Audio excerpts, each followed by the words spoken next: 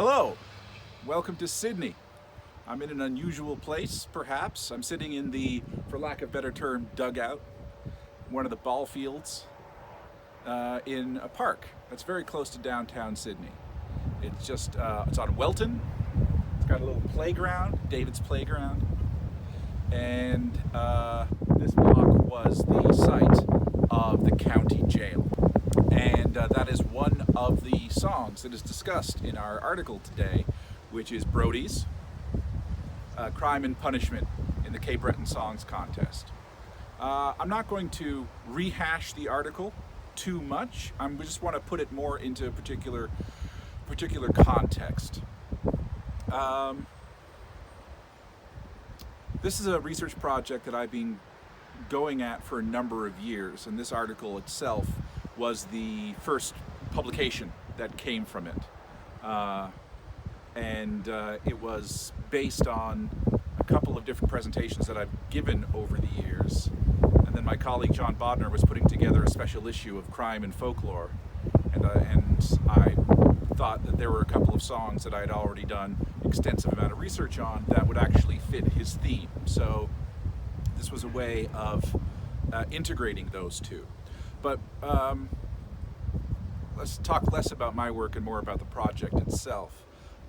So, as the article says, these come from a turn-of-the-century radio contest. Now, this is daytime programming.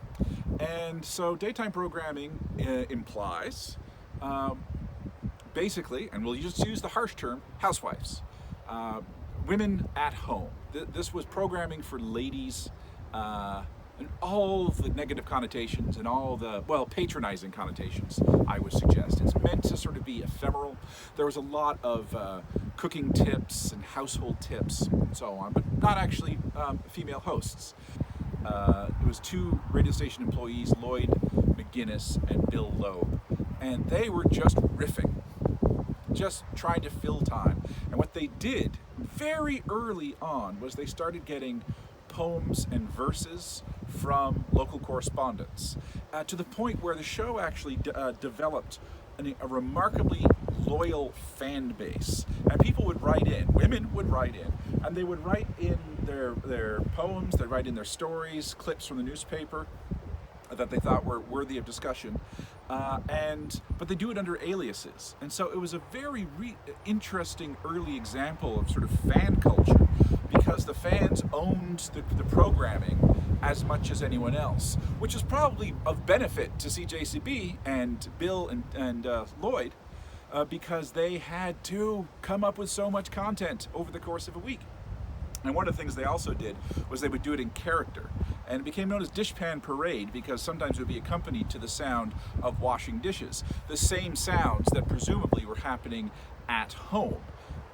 Ironically, I've interviewed some people who were part of that fan group. One woman in North Sydney who was literally 100 years old. And she was one of the prominent members of the fan community, was named Queen, a Dishpan Queen. Or Dishpan Princess one year, and she said, basically, in the morning doing the housework, but they would actually stop to listen and pay attention to the show. So while they were listening to these two men doing dishes, they themselves were sitting down and having a cup of tea, and that's sort of really an interesting integrative programming. In 1949, the Sydney Millionaires were, which is the local hockey team, had made it all the way to, I think, the quarterfinals of the Calder Cup. And the Calder Cup is basically the junior version of the Stanley Cup. It's kind of like a AAA division for the Stanley Cup. And so this was the most advanced that a Cape Breton hockey team had ever gotten. And in that week, or in the weeks leading up to it, and then in that final week when they were in a series, songs were being written, songs were being submitted, recorded, put on air, and then also song sheets were printed, and when the Millionaires came back, they were distributed, and people were singing these pro-millionaire songs. And I think, the records are very sketchy, but this is basically the research that I constructed. I think that became the impetus, because the Sydney Millionaire songs were songs about the hockey team, but so that they could be easily sung, they were written to the tunes of the day. So very quickly they were picked up, and they could easily be sung. They're basically parody on the cusp of what they call contrafacta, songs sung to the music of. So they had these user-generated texts, which sounds very strange, very like late 20th, early 21st century. But user-generated text that Bill and Teo was Bill and Teo was the stage names. Lloyd McGuinness was known as Teo, and they performed in this kind of. Well, Teo specifically performed in this kind of hyper lilting faux Cape Breton Gaelic accent. There's a lot of problematizing with that, and one of the things that I want to write about is the problems that this might have incurred. So these songs were generated, and the question you're probably asking is, should we consider these as folk songs? Because when we think of an item of folklore, one of the things that we typically understand is that it's gone through some process of transmission, and that it has entered into, it is performed and then it is reperformed, and its reperformance is important. And I would sort of counter that and saying that there's a couple of different aspects that are in place with these songs, and that one of them is that it is keeping with a songwriting tradition. So even if the individual text does not comprise an item of folklore in as much as something that enters the repertoire, it is nevertheless something that was created within that style, and not in the terms of fake lore or something, like written to depict it, but written within the context of doing the traditional act, which is writing contrafactas and parody. Secondly, some of these songs did enter into the repertoire. First, you can make a sound argument that the fact that the radio station not only played them, but replayed them, and they entered into the recorded soundscape of the place, where songs would be played regularly. That is an argument for it. Third, some of the songs entered into performance repertoires. People would sing them. They might not re-record them. There's not a huge amount of these songs that got re-recorded by other artists over time. But some of them did enter into that. I have spoken to a number of men and women of that general age, or of their or younger, but they're talking about parents and grandparents who listened to these songs, and they entered into a local a vernacular family performed tradition. One person contacted me from Ontario, and there's a song called Slow Bus to Sydney, and it's done to the Irish washerwoman. That song, that tune you might recognize, sort of a fairly classic fiddle. And it's all about this woman coming from Glace Bay, and how crowded the buses are, and how potholed the roads are, and what an arduous, terrible experience it is hopping on the bus in Glace Bay and going into Sydney. It's a lovely little piece of verse, and I actually, at the Archives of the Beaton Institute, I have the original lyrics written out. We have a recording of it, and then this woman said, "Well, my grandmother sang this to me all the time. I was wondering if you had lyrics. I'd love to be able to, she's gone. I'd like to remember them." So they've entered into that kind of repertoire. So yes, on the classic idea of a folk song, at least in this sort of Sandy Ives way of that something that was written but then enters into performance, many of them qualify. But fundamentally, similar to what Richard McKinnon was writing about when he was writing about protest song, these songs were often written in response, because the mandate of the contest was to write songs on a Cape Breton theme and suggest the tune. And many of them are very nice, honest odes to the beauty of the island, which happens a lot. And many of them inspired by sometimes the tune that they are parodying.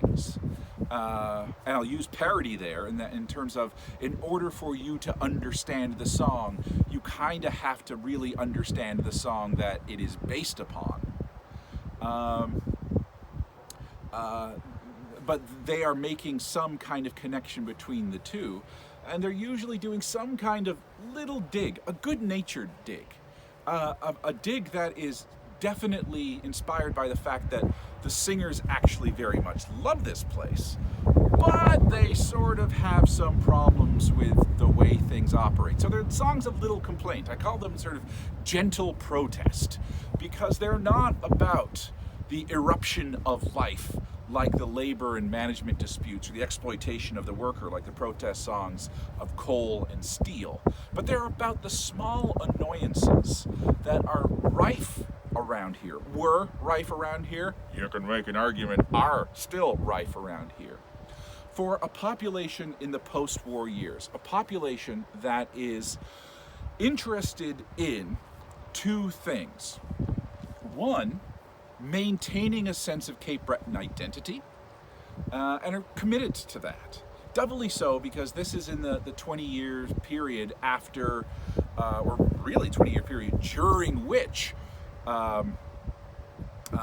Angus L. MacDonald had made that tartanism thing that Ian Mackay talks about, sort of branding Nova Scotia as Scottish, and Cape Breton was sort of 0.0 for it. So how many, 0.0?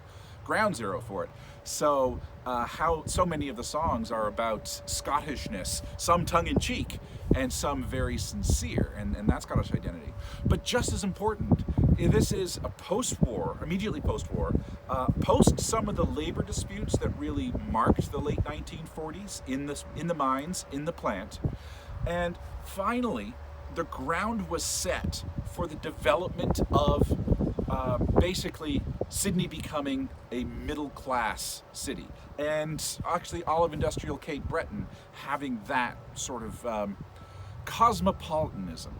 And the fact that they were using as their base texts these songs that were the same songs that were being listened to in Halifax, the same songs that were being listened to in Toronto, the same songs that were being listened to in New York, Nashville, and Los Angeles. These were the songs of the day. This was the hit parade. Sometimes it was so fast.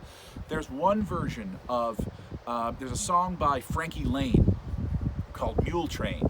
And Mule Train was a recording sensation when it came out. There was such a scramble to record this that there were literally 7 versions that came out in a 2-week period, because it was just the hyper song. This was a time when many different people would record the same song. We moved past that era. But in the same week, literally in the same week, there was this jostling to try and get recordings out. Things being, masters being flown overnight, which is unheard of in the 1940s. And that happened in October of 1949, and sometime between October and late November, the Hillbilly Jewels, which were the house band for CJCB, were only here for a couple of months because they, in late November, they then moved to St. John's, so we know that it has to be in this window. They recorded, we don't know who wrote the lyrics, but they recorded a parody of Mule Train called Pier Bus, which again is about buses and how crappy the bus system is. And it's about being on the bus that goes from downtown to Whitney Pier. And what a hellscape that was too. And using all the techniques that Mule Train had. Mule Train had the sound of whips, it had dialogue, it had, and sometimes it seems like a precursor to rock music because it was so very frazzling as and energetic as a piece of music. So a song was written, a song parody was created, a song parody was recorded, and a song parody was put on the air so very quick, but because they spoke to these individual moments. So these songs are ephemeral in the same way that many of the protest songs are ephemeral, and in a different way because the protest songs appeared in the Maritime Labor Herald, and so they had that kind of permanence.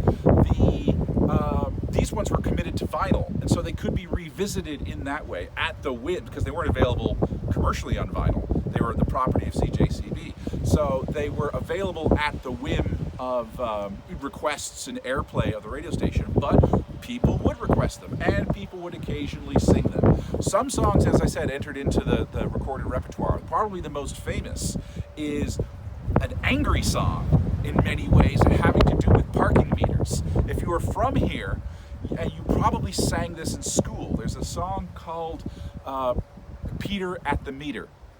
And it's about a person from out of town with the Gaelic accent, problematic, we'll talk about that later, who comes into town with his horse. He ties it to a metal post on Charlotte Street, and it has to do with a cop comes by and says, put a copper in the parking meter, put a nickel if you're going to stay late.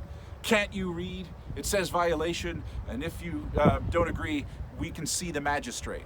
And the guy gets hauled into court and so on. And that has to do with the introduction of the parking meters, the history of which I'm not going to bore you with now. Screw it, I am, just a little bit.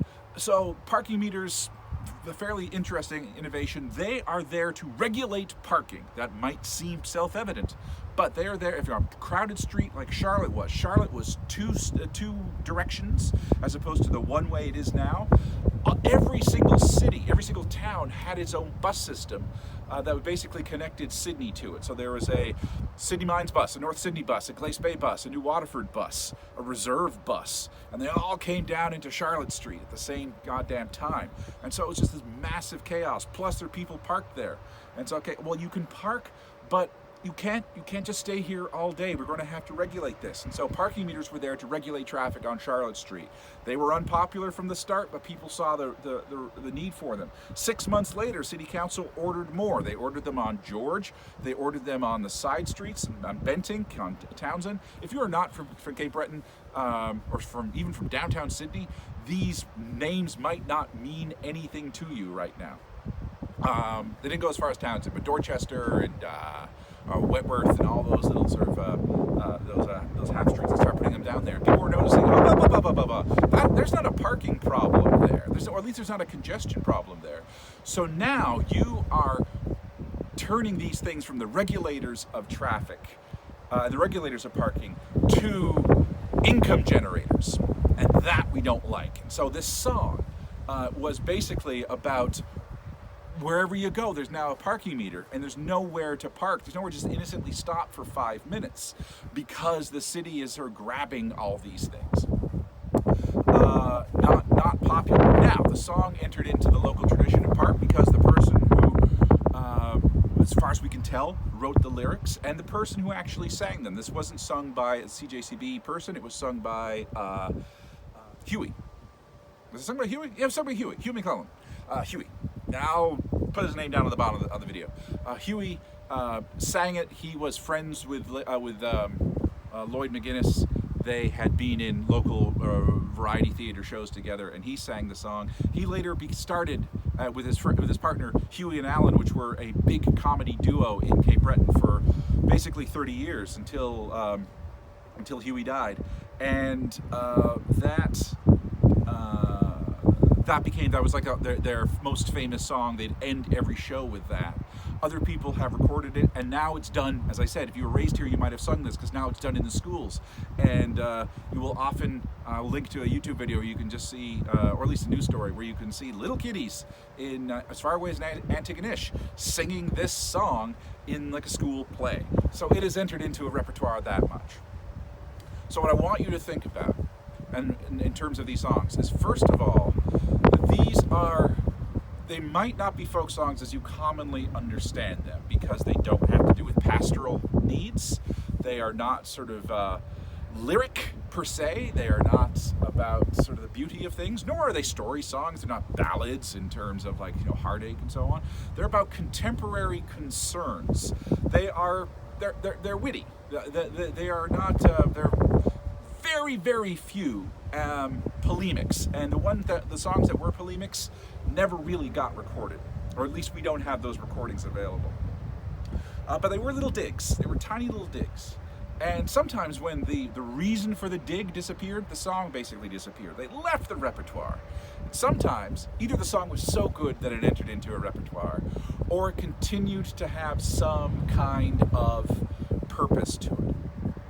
So there are folk songs in that way. There's a process, there is the practice of songwriting in a contrafacted parodic way, and there is the practice of using expressive performances to express opinions, to express identity, but also to make rhetorical points.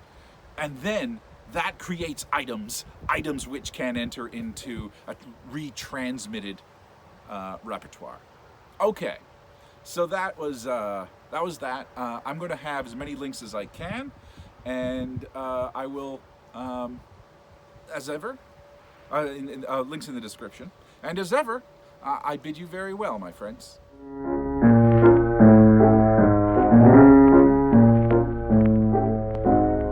Whenever I lie down to rest, there's sure to be some gosh darn pest come screaming from his very soul. Lady wants some bootleg coal. Give me 1 ton, then on your way. Give me 1 ton till Saturday, then whistle till you get your pay.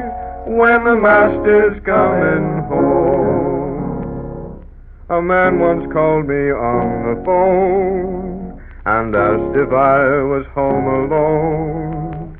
Then up the driveway quickly stole and shoveled in his bootleg coal. Give me 1 ton, 1 ton will do. Give me 1 ton, I don't want to. Give me 1 ton and then skidoo. The master's coming home. One day I asked some friends to call and went to meet them in the hall. I sneaked a peek through the keyhole. There stood a man with bootleg coal. Give me 1 ton and then vamoose, or else I'll turn my collie loose. I'm sure this time you'll cook your goose. Here's the master coming home. Now I've enough coal in the bin, so don't try talking your way in. My husband told me not to dole the money out for bootleg coal. Leave me alone and please go away. I might take some another day. I ain't got no more dough to pay till the master brings some home. Last June when election day rolled round, with hubby nowhere to be found, just guess who took me to the poll? 'Twas the fella selling bootleg coal. Bring me a ton next time you're around. Just dump the darn stuff on the ground. If the master's home, don't make a sound, 'cause he's an awful light sleeper. So now my husband's left me flat. He said he couldn't stand for that. I've sure got myself in a hole. The devil take the bootleg coal. Give me 1 ton, then let me be. It's you who caused my misery. You ought to give me 1 ton free, since the master's gone away.